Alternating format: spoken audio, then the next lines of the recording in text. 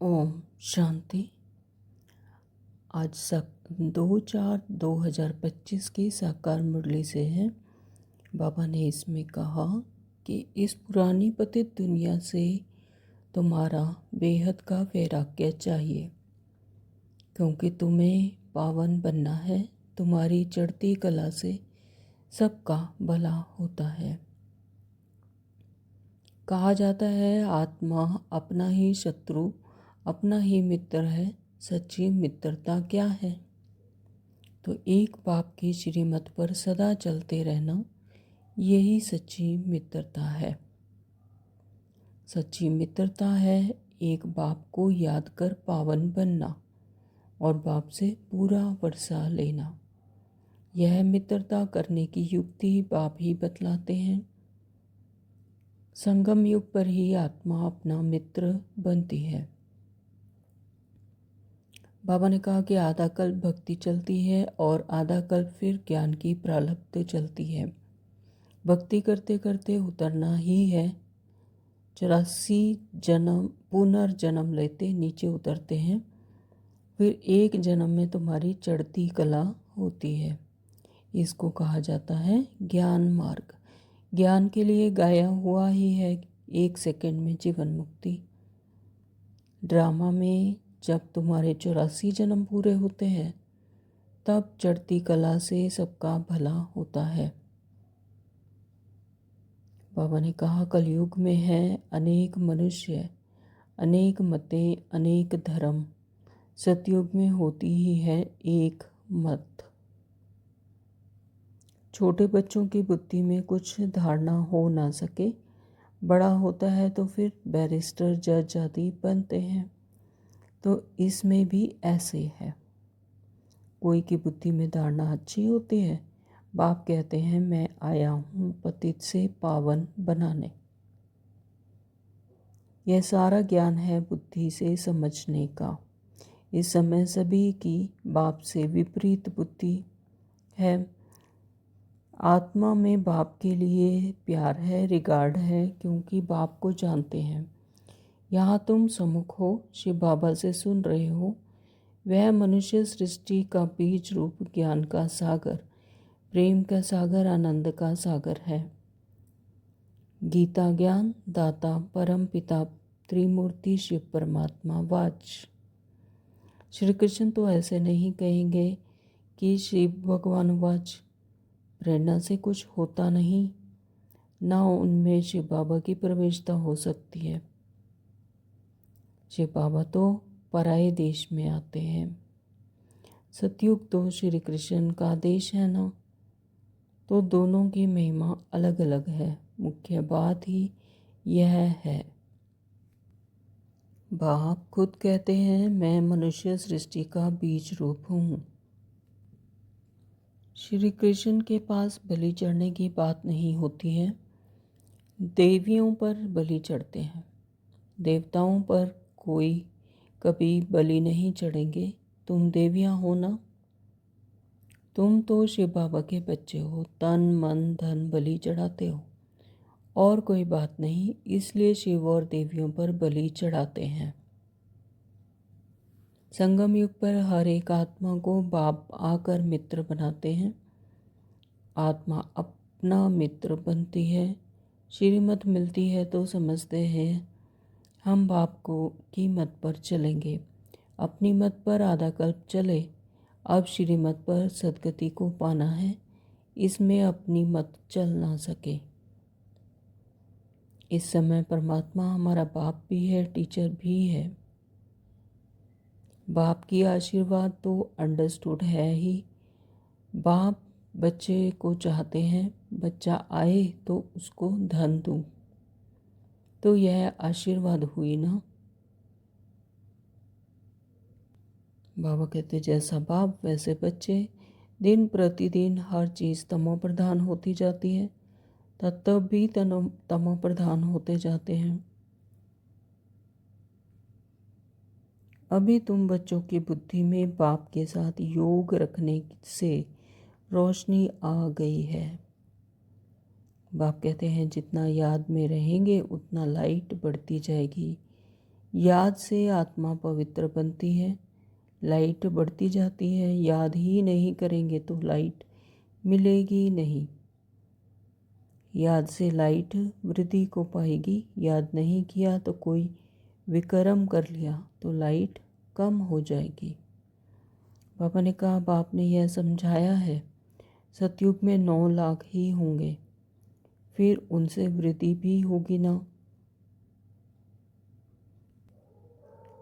बाबा ने कहा, सोना तो सदैव चमकता ही होगा, फिर भी साफ जरूर करना पड़े। जेवर भी भल पक्के सोने के बनाओ तो भी आखिरी चमक तो कम होती है, फिर उनको पॉलिश चाहिए। अभी हमको सतयुग नई दुनिया में ही नया शरीर लेना है। 5 तत्व भी नए होते हैं। ऐसे विचार सागर मंथन चलना चाहिए। अपने को स्टूडेंट समझ इस खुशी में रहना चाहिए। भगवान हमको पढ़ाते हैं, यह खुशी कोई कम थोड़ी ही है। बाबा ने कहा, वंडरफुल लाइफ यह है मोस्ट वैल्यूएबल, अमूल्य जीवन।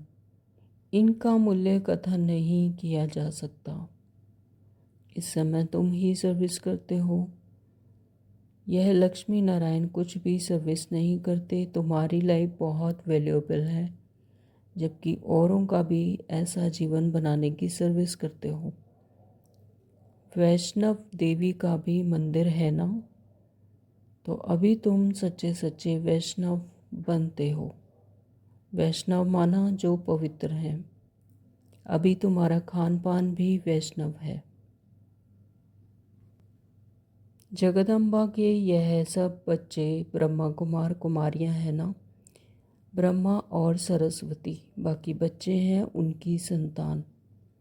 नंबरवार देवियां भी हैं जिनकी पूजा होती है। तुमको फिर बाप कहते हैं दैवी गुण भी धारण करने हैं। किसको भी दुख ना दो, किसको उल्टा सुल्टा रास्ता बताए सत्यानाश ना करो। एक ही मुख्य बात समझानी है कि पाप और वर्षे को याद करो। धारणा के लिए मुख्य सार में बाबा ने कहा कि गायन व पूजन योग्य बनने के लिए पक्का वैष्णव बनना है। इस वैल्यूएबल जीवन में सर्विस कर बहुतों का जीवन श्रेष्ठ बनाना है। नंबर 2 पे कहा कि बाप के साथ ऐसा योग रखना है जो आत्मा की लाइट बढ़ती जाए। कोई भी विकर्म कर लाइट कम नहीं करना है। वरदान दिया है, स्वस्थिति की सीट पर स्थित रह परिस्थितियों पर विजय प्राप्त करने वाले मास्टर रचता भव। स्लोगन दिया है, दृढ़ता कड़े संस्कारों को भी मोम की तरह पिघला खत्म कर देती है। ओम शांति। शुरू करते हैं आज की साकार मुरली विस्तार से। बाबा कहते हैं, मीठे बच्चे, हाँ जी बाबा, इस पुरानी पतित दुनिया में तुम्हारा बेहद का वैराग्य चाहिए, क्योंकि तुम्हें पावन बनना है और तुम्हारी चढ़ती कला से सबका भला होता है। तो बाबा क्या कहते हैं कि इस पुरानी पतित दुनिया से तुम्हारा बेहद का वैराग्य चाहिए, यानी आत्मा जब तक इस पतित दुनिया से, इस देह की दुनिया से, देह भान से जब तक उसको बेहद का वैराग्य नहीं आता, तब तक उसे छोड़ नहीं सकते। तो इसीलिए पुरानी पतित दुनिया से जब तक बेहद का वैराग्य, यानी इसमें कोई राग नहीं, वैराग्य यानी कि जिसमें कोई राग नहीं, कोई इंटरेस्ट नहीं, तो जब तक बेहद का वैराग्य नहीं आता तब तक पावन बन नहीं सकते। तो बाबा कहते कि इससे वैराग्य चाहिए, क्योंकि तुम्हें अब पावन बनना है, पावन दुनिया में जाना है, अपने आत्मिक स्वरूप में रहना है, अपने आत्मिक समृद्धि में रहना है।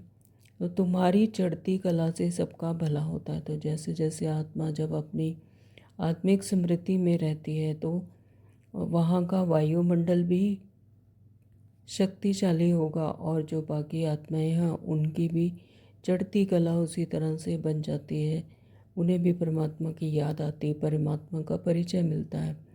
तो वृत्ति से, दृष्टि से उनकी भी चढ़ती कला हो जाती। तो बाबा कहते तुम्हारी चढ़ती कला से सबका भला होता है, तेरे बाणे सरपत्ता पला। तो बाबा भी कहते हैं तेरे बाणे सबका भला। तो प्रश्न किया है, कहा जाता है आत्मा अपना ही शत्रु अपना ही मित्र है, सच्ची मित्रता क्या है? आत्मा जब श्रीमत पर है तो यानी अपनी स्मृति में है, तब अपना भला करती है, अपना राज्य भाग्य लेती है, परमात्मा के सानिध्य में रहकर श्रीमत पर चलकर श्रीमत से अपना दैवीय गुण धारण करके, तो फिर इसे कहा जाएगा कि सच्ची मित्रता है। अपने आत्मा अपनी ही सच्ची मित्र है। जब आत्मा स्वयं को भूलकर अपने रोल में फंसकर विक्रम करती रहती है, यानी देह भान में फंस जाती है, विस्मृति आती, अपनी ही विस्मृति हो जाती है, तब जैसे कि वह अपना ही शत्रु है। तो बाबा क्या उत्तर दे रहे हैं कि एक बाप की श्रीमत पर सदा चलते रहना, यही सच्ची मित्रता है। सच्ची मित्रता है एक बाप को याद कर पावन बनना और बाप से पूरा वर्षा लेना। यह मित्रता करने की युक्ति बाप ही बतलाते हैं। संगम युग पर ही आत्मा अपना मित्र बनती है।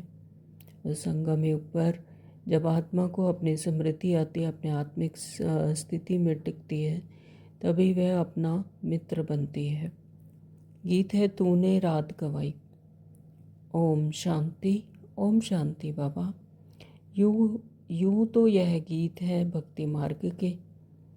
सारी दुनिया में जो गीत गाते हैं, वह शास्त्र पढ़ते हैं, तीर्थों पर जाते हैं, वह सब है भक्ति मार्ग। ज्ञान मार्ग किसको कहा जाता है, भक्ति मार्ग किसको कहा जाता है, यह तुम बच्चे ही समझते हो। वेद शास्त्र उपनिषद आदि यह सब है भक्ति के। आधा कल्प भक्ति चलती है और आधा कल्प फिर ज्ञान की प्रालब्ध चलती है। भक्ति करते करते उतरना ही है। 84 पुनर्जन्म लेते नीचे उतरते हैं।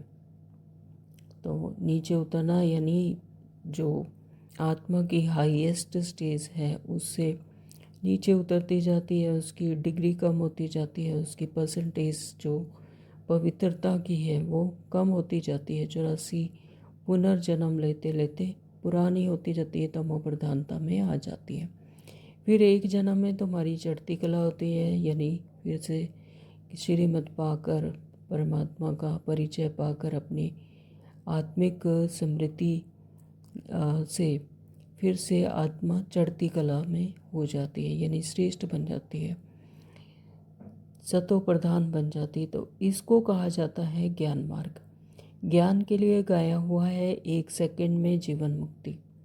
रावण राज्य जो द्वापर से चला आता है वह खत्म हो, फिर राम राज्य स्थापन होता है। ड्रामा में जब तुम्हारे 84 जन्म पूरे होते हैं, तब चढ़ती कला से सबका भला होता है। तो यह अक्षर कहाँ न कहाँ किसी शास्त्रों में है, चढ़ती कला सर्व का भला। तो सर्व की सद्गति करने वाला तो एक ही बाप है ना। सन्यासी उदासी तो अनेक प्रकार के हैं, बहुत मतांतर है। तो जैसे शास्त्रों में लिखा है कि कल्प की आयु लाखों वर्ष, अब शंकराचार्य की मत निकली 10,000 वर्ष, तो कितना फर्क हो जाता है। कोई फिर कहेगा इतने हजार। तो कलयुग में है अनेक मनुष्य, अनेक मतें, अनेक धर्म। तो यानी कलयुग में है ही अनेक मतें, अनेक धर्म, तो सब अपना अपना हिसाब किताब निकालते हैं। कोई कहता है कि लाखों वर्ष का है, कोई कहता है कि कल्प की आयु 10,000 वर्ष की, शंकराचार्य के मत के अनुसार 10,000 वर्ष। तो इस तरह से अनेक मतें हैं। तो सतयुग में होती ही है एक मत, लेकिन सतयुग में तो सभी अपने हाईएस्ट स्टेज पर होती है आत्माएं और संपन्न होती हैं, संपूर्ण होती हैं। तो वहाँ पर हर किसी का संकल्प भी एक होता है, मत भी एक ही होती है। तो यह बाप बैठ तुम बच्चों को सृष्टि के आदि मध्य अंत का नॉलेज सुनाते हैं। इस सुनाने में भी कितना समय लगता है, सुनाते ही रहते हैं।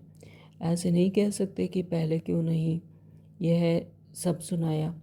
तो स्कूल में पढ़ाई नंबरवार होती है, तो जैसे जैसे जिस आत्मा का ड्रामानुसार पार्ट होगा उसे वैसे ही क्लिक करेगा, वैसे ही उसको समझ आएगा। तो बाबा को ऐसे नहीं कह सकते कि पहले क्यों नहीं बताया, है ना।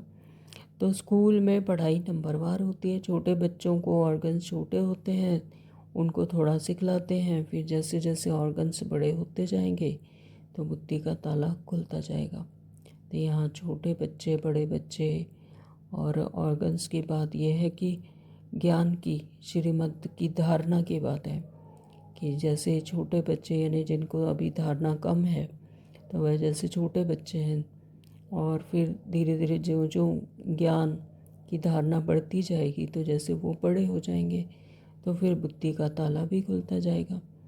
तो पढ़ाई धारण करते जाएंगे।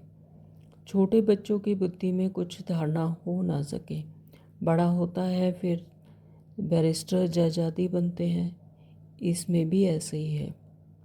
तो जैसे कि स्थूल पढ़ाई करते हैं तो उसमें जो बच्चे पढ़ाई करते हैं फिर बैरिस्टर जज आदि बन जाते हैं, तो इसमें भी ऐसे ही है कि कोई की बुद्धि में धारणा अच्छी होती है। बाप कहते हैं मैं आया हूँ पतित से पावन बनाने, तो अब पतित दुनिया से वैराग्य होना चाहिए। आत्मा पावन बने तो फिर पतित दुनिया में रह ना सके। तो जब आत्मा पावन बनेगी तो इस पतित दुनिया में रह ही नहीं सकती, तो उसे ये खाती रहेगी, पावन दुनिया में जाने का कशिश रहेगी। तो पतित दुनिया में आत्मा भी पतित है और मनुष्य भी पतित है। पावन दुनिया में मनुष्य भी पावन और पतित दुनिया में मनुष्य भी पतित रहते हैं। तो जैसी दुनिया होगी तो मनुष्य भी तो वैसे ही होंगे। अगर दुनिया पावन है तो मनुष्य भी पावन। तो यानी ये प्रकृति, ये दुनिया, ये सृष्टि भी सतो प्रधान होती है, वहीं पर फिर आत्मा भी यानी जो रोल करने आई है आत्माएं तो वो भी पावन होंगे। सतयुग में सतो प्रधान और तमो प्रधान में पतित दुनिया में तमो प्रधान। तो यह है ही रावण राज्य, यथा राजा रानी तथा प्रजा। जैसे राजा रानी होते हैं वैसी ही प्रजा होती है। तो यह सारा ज्ञान है बुद्धि के से समझने का, तो इसे बुद्धि से समझा जा सकता है, ये गुप्त है।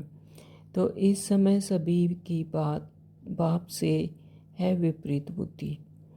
तुम बच्चे तो बाप को याद करते हो, अंदर में बाप के लिए प्यार है, आत्मा में बाप के लिए प्यार है, रिगार्ड है, क्योंकि बाप को जानते हैं। यहाँ तुम सम्मुख हो, तो यहाँ हम परमात्मा पिता के बिल्कुल सम्मुख हैं और 63 जन्मों से जिन्हें पुकार रहे थे, लेकिन अब हम बिल्कुल उनके सामने सम्मुख हैं। शिव बाबा से सुन रहे हो, वह मनुष्य सृष्टि का बीज रूप ज्ञान सागर, ज्ञान का सागर, प्रेम का सागर, आनंद का सागर है। गीता ज्ञानदाता परमपिता त्रिमूर्ति शिव परमात्मा वाच। तो त्रिमूर्ति अक्षर जरूर डालना है, क्योंकि त्रिमूर्ति का तो गायन है ना, ब्रह्मा द्वारा स्थापना, तो जरूर ब्रह्मा द्वारा ही ज्ञान सुनाएंगे। श्री कृष्ण तो ऐसे नहीं कहेंगे कि शिव भगवान वाच।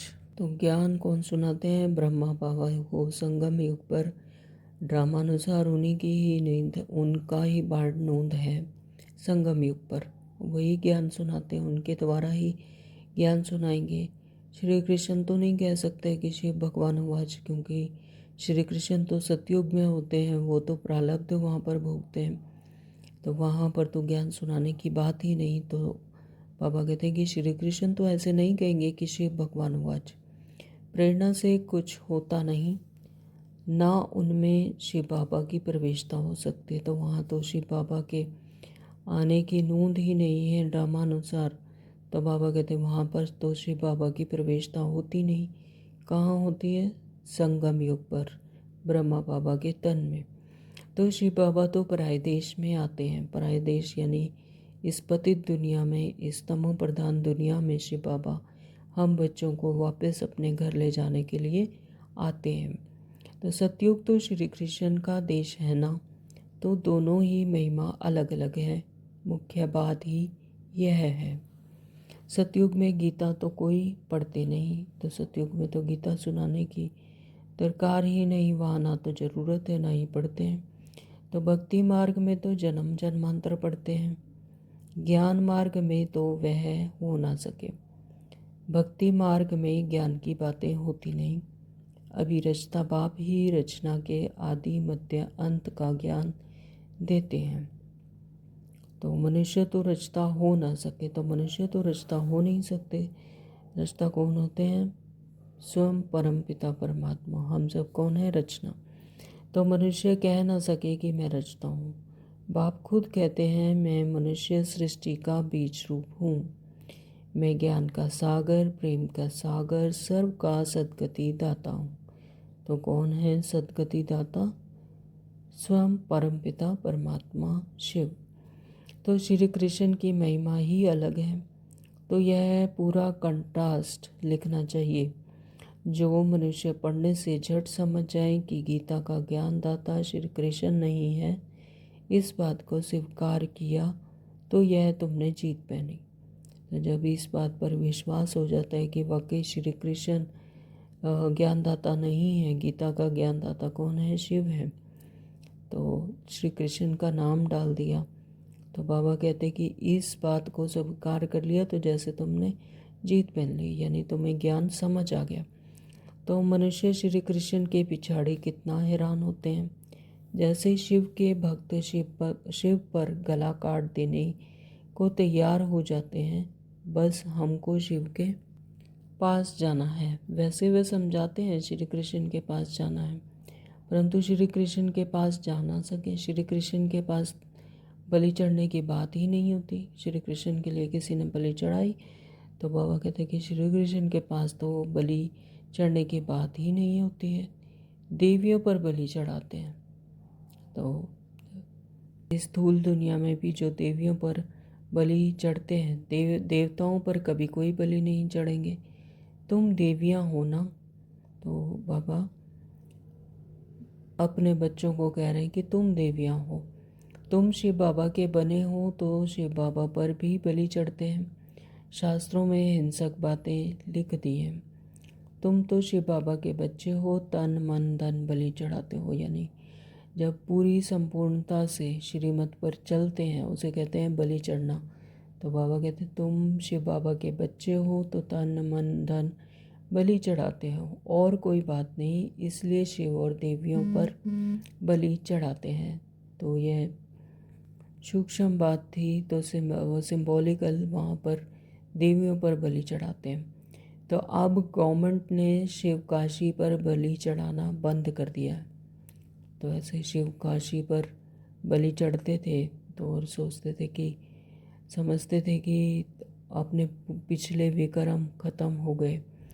तो शिव जब उतने जन्म के विक्रम ख़त्म कर देते थे, अपने आप की बलि चढ़ा देते थे।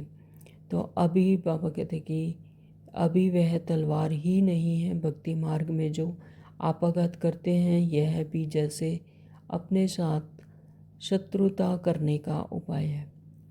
तो यानी जो भक्ति मार्ग में इस तरह से आपघात करते हैं और बलि चढ़ते हैं, तो उनका जो आगे जन्म होता है, पुनर्जन्म होता है, तो वो फिर उनको उसी स्थिति में लाके खड़ा कर देता है। तो उनके कोई भी संस्कार चेंज नहीं होते, जो पुराने संस्कार थे वो फिर से इमर्ज हो जाते हैं। तो बाबा कहते हैं कि ये ऐसे है कि जैसे अपने आप से भी शत्रुता करते हैं। मित्रता करने का एक ही उपाय है जो बाप बतलाते हैं, पावन बनकर बाप से पूरा वर्षा लो, एक बाप की श्रीमत पर चलते रहो, यही मित्रता है। तो सिर्फ एक ही सहज उपाय बाबा बताते कि एक बाप की श्रीमत पर चलते रहो, स्वयं को आत्मा समझकर परमात्मा को याद करो, यही मित्रता है। कहते हैं जीवात्मा अपना ही शत्रु है, तो फिर बाप आकर ज्ञान देते हैं तो जीवात्मा अपना मित्र बनती है। और जो अपने आप को ही ख़त्म कर देते हैं, यानी आत्महत्या करते हैं या जीव घात करते हैं, तो जीव घात करते हैं यानी अपने शरीर को जैसे ख़त्म कर देते हैं। तो आत्मा इस शरीर के द्वारा ही परमात्मा को पा सकती है। इस शरीर के द्वारा ही, इसके ऑर्गन्स के द्वारा ही ज्ञान सुनती है, श्रीमत पर चलती है और अपना संस्कार परिवर्तन करती है। तो बाबा आकर ज्ञान देते हैं, जीवात्मा अपना मित्र बनती है। तो इस शरीर में रहकर ही परमात्मा से ज्ञान प्राप्त कर कर बाबा कहते हैं कि जीवात्मा अपना मित्र बनती है। आत्मा पवित्र बन बाप से वर्षा लेती है। संगम युग पर हर एक आत्मा को बाप आकर मित्र बनाते हैं। आत्मा अपना मित्र बनती है, श्रीमत मिलती है तो समझती है हम बाप की मत पर ही चलेंगे। अपनी मत पर आधा कल्प चले तो अब श्रीमत पर सदगति को पाना है। इसमें अपनी मत चल ना सके। बाप तो सिर्फ मत देते हैं, तुम देवता बनने आए हो ना, तो यहाँ अच्छे कर्म करेंगे तो दूसरे जन्म में भी अच्छा फल मिलेगा। अमर लोक में यह तो है ही मृत्यु लोक। यह राज भी तुम बच्चे ही जानते हो, सो भी नंबरवार। तो जैसे जैसे धारणा होती है श्रीमत की, तो नंबरवार अनुसार ही बच्चे समझते हैं। कोई की बुद्धि में अच्छी रीति धारणा होती है तो कोई धारणा नहीं कर सकते, तो इसमें टीचर क्या कर सकते हैं?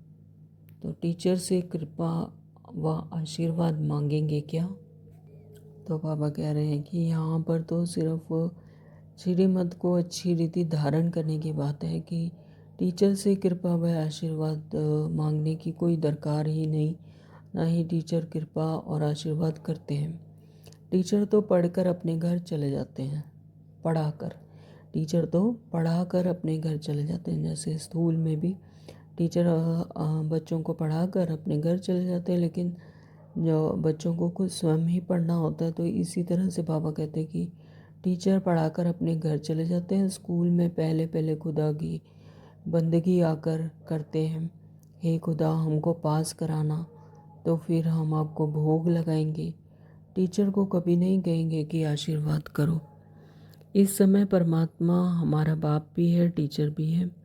बाप की आशीर्वाद तो अंडरस्टूड है ही। बाप बच्चे को चाहते हैं, बच्चा आए तो उसको ज्ञान दो। तो परमात्मा पिता भी चाहते हैं कि मेरे बच्चे मेरे पास आए तो मैं उन्हें ज्ञान दूँ, उनको धन दूँ। तो यह आशीर्वाद हुई ना। तो यह एक कायदा है, बच्चे को बाप से वर्षा मिलता है। तो तब तो अब तो तमो प्रधान ही होते जाते हैं। तो आशीर्वाद सिर्फ यही है कि जब परमात्मा पिता हमें श्रीमत देते हैं, जैसा बाप वैसे बच्चे, दिन प्रतिदिन हर चीज़ तमो प्रधान होती जाती है, तब भी तमो प्रधान ही होते जाते हैं। तो यह है ही दुखधाम। 84,000 वर्ष अभी और वायु और आयु हो तो क्या हाल हो जाएगा।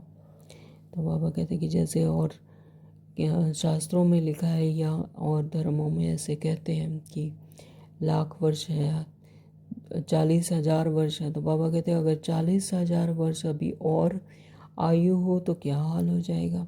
मनुष्य की बुद्धि बिल्कुल ही तमो प्रधान हो गई। अभी ही कितना दुख दर्द, हर तरफ अशांति है।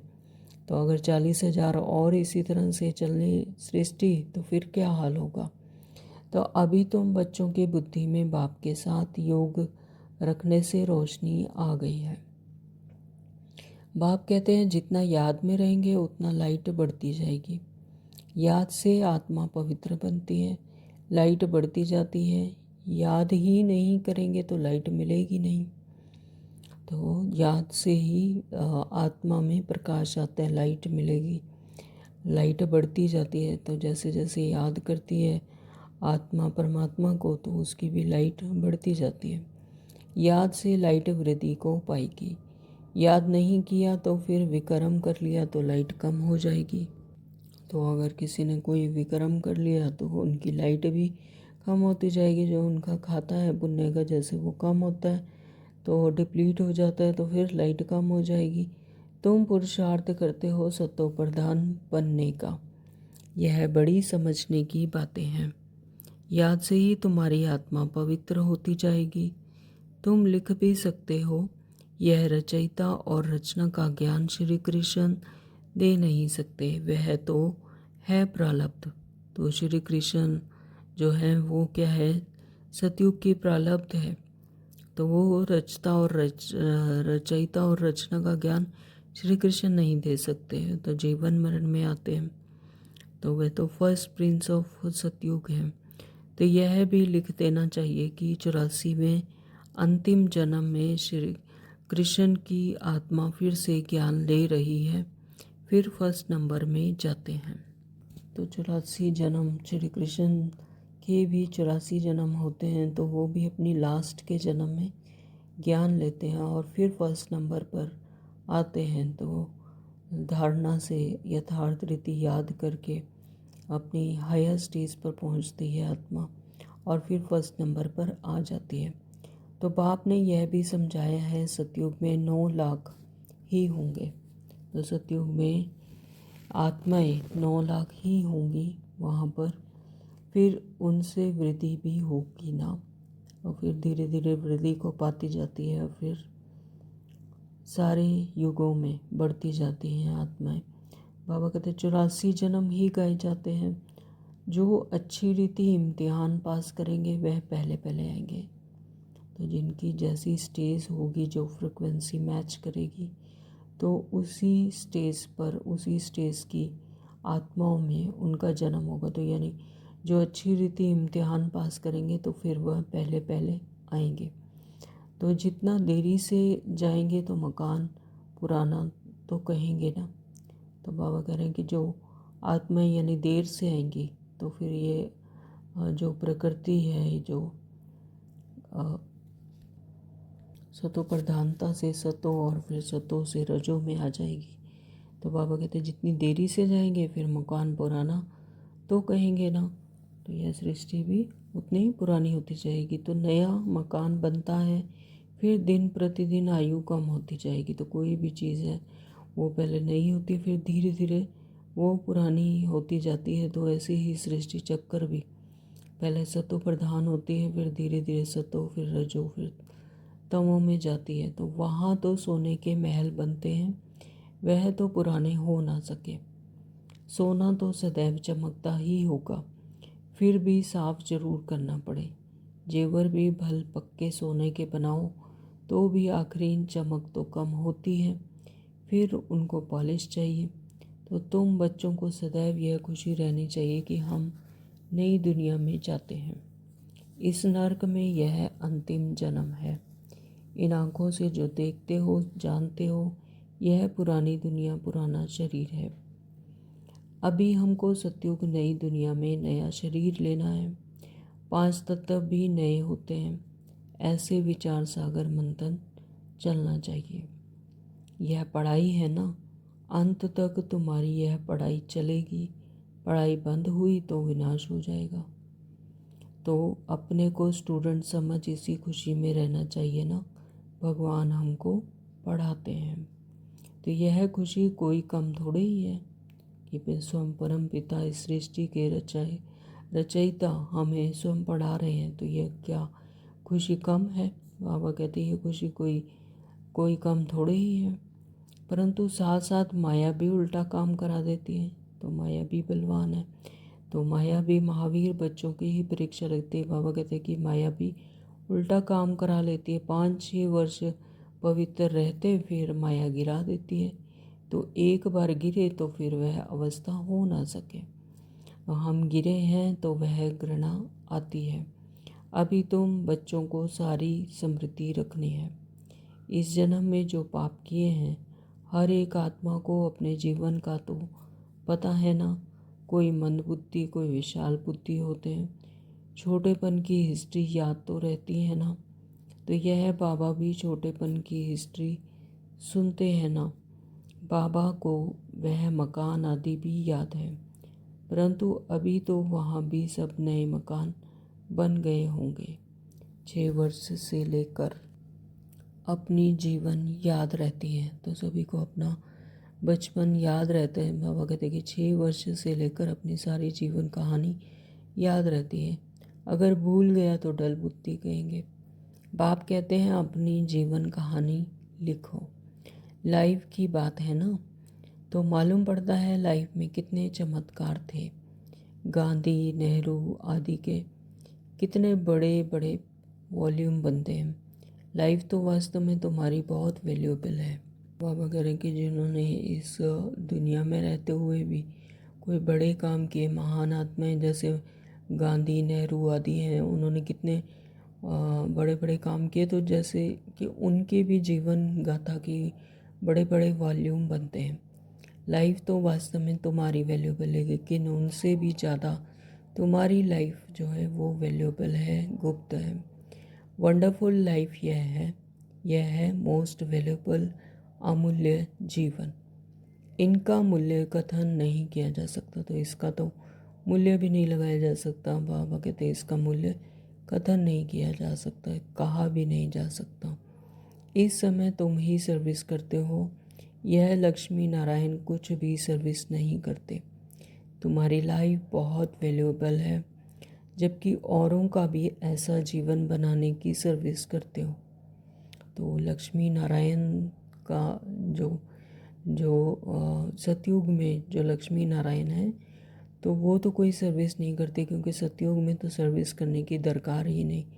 लक्ष्मी नारायण तो वहाँ पर प्रारब्ध पा रहे हैं, है ना, अपने संगम युग के पुरुषार्थ की। तो बाबा कहते कि तुम्हारी जो जीवन है उनसे भी बहुत वैल्यूएबल है, क्योंकि यहाँ पर जबकि औरों को भी ऐसा जीवन बनाने की सर्विस करते हैं, तो अच्छी सर्विस करते हैं तो गायन लायक होते हैं। वैष्णव देवी का भी मंदिर है ना, तो बाबा बता रहे हैं कि वैष्णव देवी का भी मंदिर है। अभी तुम सच्चे सच्चे वैष्णव बनते हो, वैष्णव माना जो पवित्र है। अभी तुम्हारा खान पान भी वैष्णव है, यानी पवित्र है। पहले नंबर के विकार में तो तुम वैष्णव पवित्र हो ही। जगदम्बा के यह सब बच्चे ब्रह्मा कुमार कुमारियां हैं ना, तो ब्रह्मा और सरस्वती बाकी बच्चे हैं उनकी संतान। जगदम्बा मम्मा को कहा जाता है। तो बाबा ने कहा कि ये सब बच्चे ब्रह्मा कुमार कुमारियां हैं ना, तो ब्रह्मा और सरस्वती बाकी बच्चे हैं उनकी संतान। नंबरवार देवियां भी हैं जिनकी पूजा होती है, बाकी इतनी भुजाएं आदि दी हैं वह सब हैं फालतू। तो जो भुजाएं दिखाई जाती हैं देवियों की, तो भुजाएं यानी उन्होंने जो उत्तम धारणाएं की, उनकी शक्तियाँ, तो उसे सिंबलाइज किया जाता है भुजाओं से। तो तुम बहुतों को आप समान बनाते हो, तो भुजाएं दे दी हैं। बाबा कहते कि बच्चों की महिमा कर रहे हैं कि जब तुम बच्चे आप समान दूसरों को बनाते हो, तो जैसे कि उनको भुजाएं दे देते हो, यानी उन्हें भी गुण शक्तियाँ दे देते हो। तो ब्रह्मा को जो 100 भुजा वाला, 1000 भुजा वाला दिखाते हैं, ब्रह्मा की 100 भुजा यानी हम बच्चे। तो यह सब भक्ति मार्ग की बातें हैं। तुमको फिर बाप कहते हैं दैवी गुण भी धारण करने हैं। किसी को भी दुख ना दो, तो किसी को भी दुख देने की दरकार नहीं, जब परमात्मा पिता है ही सुख करता दुख हरता। तो परमात्मा पिता के बच्चे भी बाप समान ही हैं। तो बाबा कहते कि फिर किसी को भी दुख नहीं देना, किसको उल्टा सुल्टा रास्ता बताए सत्यानाश ना करो। तो किसी को भी उल्टा सुल्टा रास्ता बताकर उसका सत्यानाश ना करो, यानी उसे गलत रास्ते पर ना चलाओ। एक ही मुख्य बात समझानी है कि बाप और वर्षे को याद करो। सिर्फ यहाँ पर समझने की एक ही बात है कि सबको आत्मा समझ बाप को याद करो और वर्षे को याद करो। अच्छा, मीठे मीठे सिकलदे बच्चों प्रति माता पिता बाप दादा का याद प्यार और गुड मॉर्निंग। रूहानी बाप की रूहानी बच्चों को नमस्ते। हम रूहानी बच्चों की रूहानी बाप को नमस्ते जी, नमस्ते जी, नमस्ते जी। शुक्रिया बाबा, आपका बहुत बहुत शुक्रिया। धारणा के लिए मुख्य सार में बाबा ने कहा, नंबर 1, गायन व पूजन योग्य बनने के लिए पक्का वैष्णव बनना है। यानी गायन और पूजन बनने के लिए पूजन योग्य बनने के लिए सबसे पहले तो वैष्णव यानी पवित्र बनना है। खान पान की शुद्धि के साथ साथ पवित्र रहना है। इस वैल्यूएबल जीवन में सर्विस कर बहुतों का जीवन श्रेष्ठ बनाना है। नंबर 2, बाबा ने कहा कि बाप के साथ ऐसा योग रखना है जो आत्मा की लाइट बढ़ती जाए। जब आत्मा परमात्मा के साथ कंबाइंड स्वरूप में रहेगी तो फिर कोई विकर्म नहीं होगा। तो बाबा कहते हैं कि आत्मा की लाइट फिर बढ़ती जाएगी। कोई भी विकर्म कर लाइट कम नहीं करना है। यानी आत्मा की जो हायर स्टेज है वो और बढ़ती जाए और बढ़ती जाए, उसकी फ्रिक्वेंसी हायर स्टेज पर हो, और फिर विकर्म करके उसकी लाइट कम नहीं करनी है, यानी उसकी स्टेज डाउन नहीं करनी। तो अपने साथ मित्रता करनी है। तो यह अपने आप को नुकसान नहीं करना, यानी विकर्म करके अपनी लाइट कम नहीं करना। यह क्या है? अपने साथ मित्रता करनी है। वरदान दिया है, स्वस्थिति की सीट पर स्थित रह परिस्थितियों पर विजय प्राप्त करने वाले मास्टर रचता भव। परिस्थिति यानी परे से आने वाली स्थिति। तो जब स्वस्थिति यानी आत्मिक समृद्धि में जब रहते हैं तो स्वस्थिति की सीट पर स्थित रहकर परिस्थितियों पर परे से आने वाली स्थिति पर विजय प्राप्त करने वाले मास्टर रचता भव। बाबा ने कहा कि कोई भी परिस्थिति प्रकृति द्वारा आती है।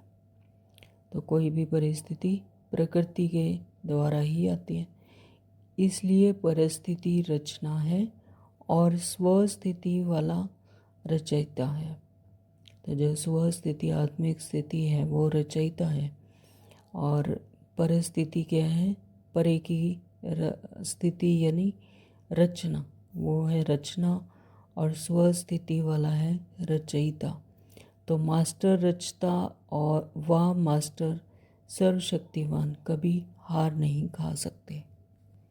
रचता और सर्वशक्तिवान परमात्मा के बच्चे मास्टर रचता व मास्टर सर्वशक्तिवान कभी हार नहीं खा सकते। असंभव है। अगर कोई अपनी सीट छोड़ते हैं तो हार होती है, यानी अपनी आत्मिक स्मृति में नहीं रहते कि मैं हूँ ही आत्मा, तब अगर सीट छोड़ते हैं तो फिर हार हो जाती है। फिर रावण राज्य में माया से हार खा लेते हैं। सीट छोड़ना अर्थात शक्तिहीन बनना। तो स्वयं को देह समझ लेना, देह भान में आना। तो जैसे सीट छोड़ना, तो फिर क्या बन जाते हैं? शक्तिहीन बन जाते हैं। सीट के आधार पर शक्तियाँ स्वतः आती हैं। तो जैसे ही ये याद आया कि मैं हूँ ही आत्मा, तो फिर सारी शक्तियाँ इमर्ज हो जाती हैं। तो फिर स्वतः ही शक्तियाँ आ जाती हैं। तो जो सीट से नीचे आ जाते हैं उन्हें माया की धूल लग जाती है। तो जैसे ही आत्मिक स्थिति की विस्मृति हो जाती है कि अपने आप को भूल जाते हैं कि हम हैं आत्मा, और देहभान में फंस पड़ते हैं, तो फिर माया की धूल लग जाती है। तो ये 5 तत्वों से कि बने देह में फंस जाते हैं। तो बाप दादा के लाडले मरजीवा जन्मधारी ब्राह्मण कभी देह अभिमान की मिट्टी में खेल नहीं सकते। तो बाप दादा को कितना फ़ख्र होता है अपने बच्चों पर, कितने फ़ख्र से कहते हैं कि बाप दादा के लाडले मरजीवा जन्मधारी ब्राह्मण कभी देह अभिमान की मिट्टी में खेल नहीं सकते, यानी अपने इस देह में, देह भान में नहीं फंसते, देह अभिमान में नहीं फंसते।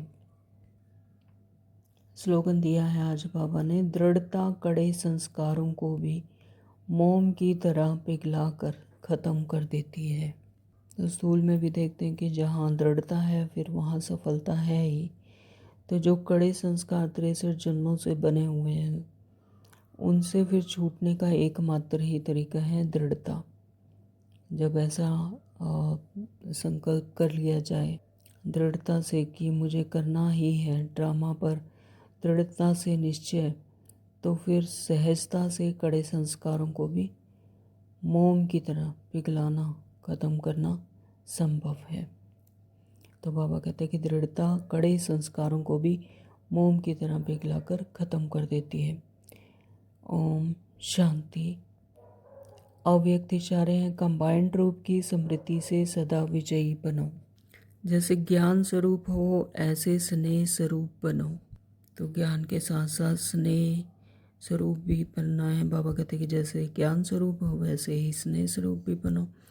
ज्ञान और स्नेह दोनों कंबाइंड हो, क्योंकि ज्ञान बीज है और पानी स्नेह है। तो ज्ञान के साथ साथ स्नेह भी जरूरी है। तो बाबा कहते हैं कि दोनों ही कंबाइंड हों, तो क्योंकि ज्ञान बीज है और पानी स्नेह है। अगर बीज को पानी नहीं मिलेगा तो फल नहीं देगा। तो ज्ञान के साथ साथ दिल का स्नेह है तो प्राप्ति का फल मिलेगा। कि अगर किसी को ज्ञान ही दिया जाए और स्नेह ना दिया जाए तो वो फलीभूत नहीं होगा, लेकिन ज्ञान के साथ साथ दिल का स्नेह भी हो तो फिर प्राप्ति का फल मिलेगा ही। Om Shanti. Thank you Baba.